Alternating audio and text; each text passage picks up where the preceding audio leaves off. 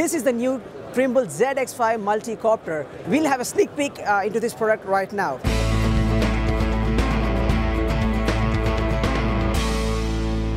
So this is the new Trimble Hexcopter ZX5.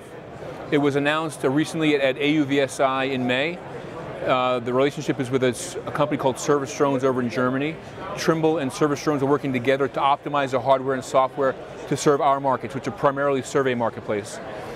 This ZX5 can fly for roughly 15 to 20 minutes depending on a number of variables. It can work as a pure survey device doing orthometric photographs in this mode. And of course you can do vertical inspection when you tilt the gimbal outward in this manner. ZX5 will start shipping likely in mid-August. We've been shipping, as you're aware, the UX5, it's fixed wing sister product for years now.